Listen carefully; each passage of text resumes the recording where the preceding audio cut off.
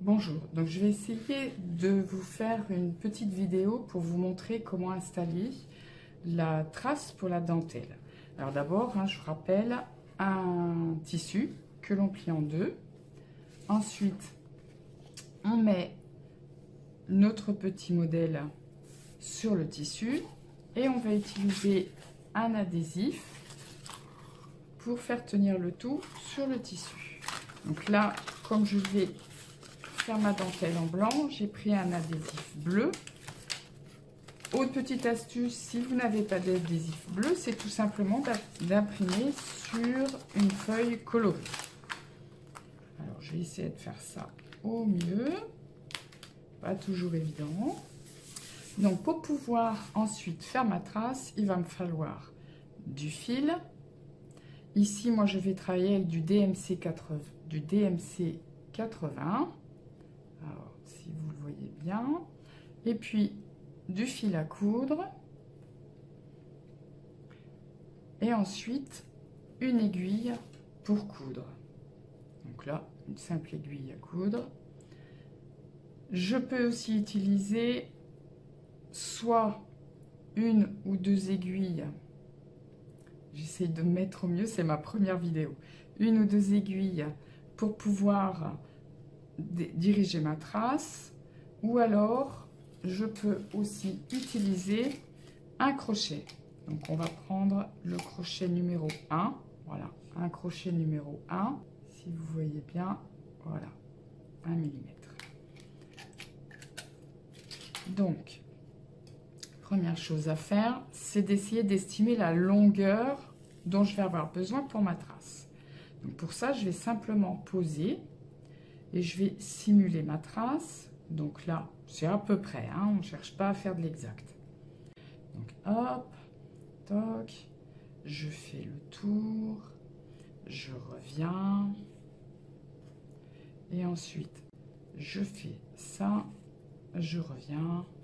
Ici, là, je reviens. Je vais faire chaque pétale en fait, comme ceci. Hop. Assez rapidement, assez grossièrement, comme vous le voyez. Hop. Voilà. Voici. Et voici. Donc là, j'ai réussi à calculer ça et je vais carrément doubler le fil. Donc je le double et je vais le couper. Donc je le coupe à peu près et je vais le doubler pour le plier en deux en fait.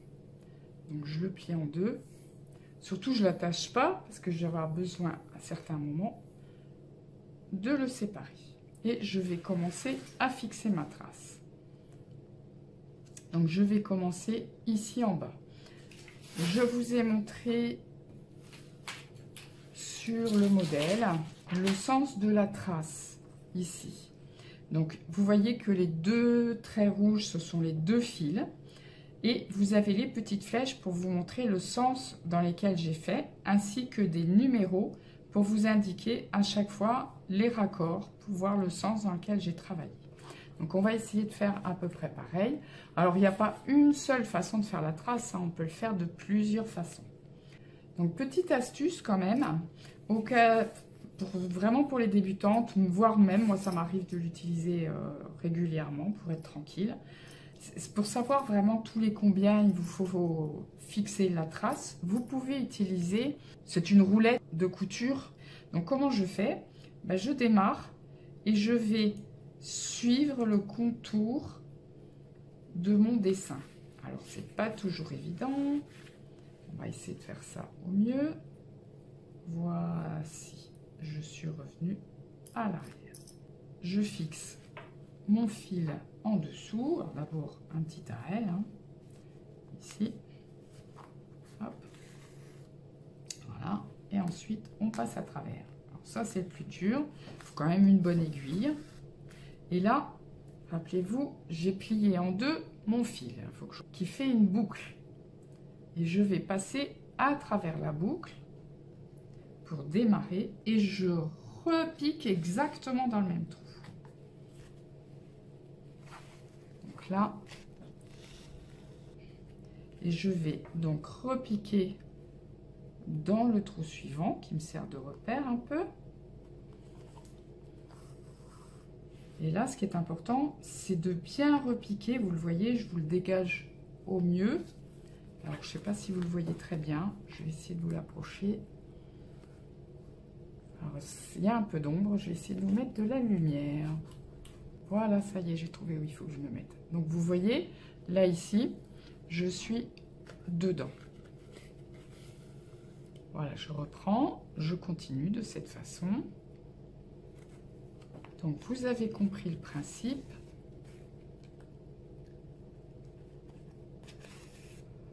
Donc là, ici, je suis arrivée à mon numéro 2. Voilà. Ici, j'ai le 2. Et le suivant, ici, c'est le 3. Alors, c'est peut-être pas très bien expliqué. J'ai le 3. Et ensuite, j'ai le 4. Donc, en fait, je vais faire le tour de la feuille. Bien, me voilà arrivée maintenant à la fin de ma feuille. Comme vous le voyez, il va falloir que je fasse un aller-retour ici pour faire le 3 jusqu'au 4 et revenir ensuite au même point qui sera le 5. Donc, comment je vais faire? Là, je ne vais prendre qu'un fil pour séparer mes deux fils de trace. Et j'ai deux possibilités pour aller de l'autre côté. Soit vous enfilez votre fil de trace sur une aiguille. Et là, maintenant, je vais aller chercher l'endroit de jonction, passer sous le fil existant, je tire et je reviens.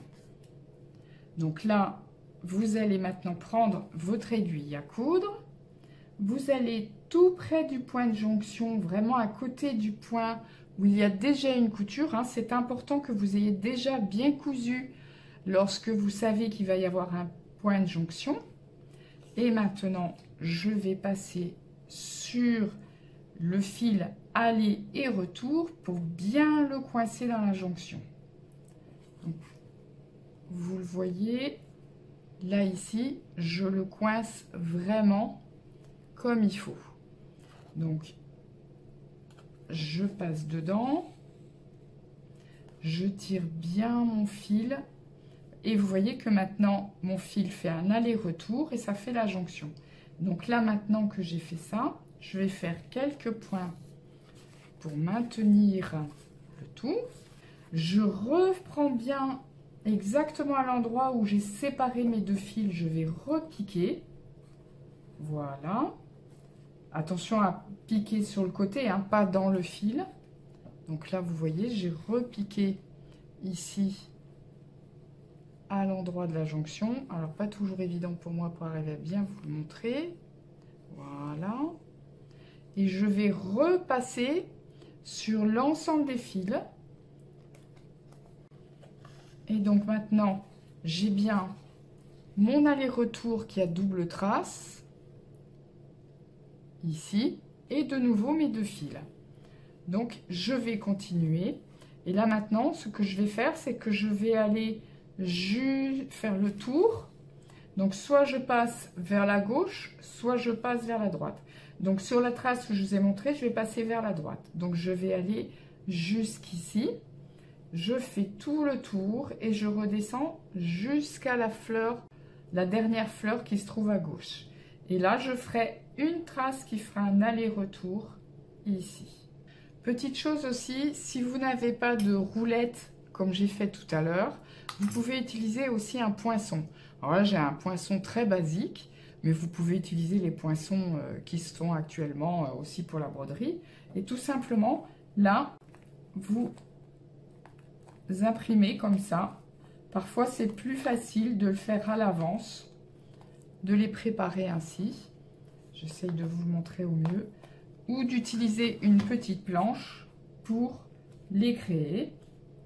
Voilà, on peut les pré-percer et simplement après, en soulevant, les percer un petit peu plus gros.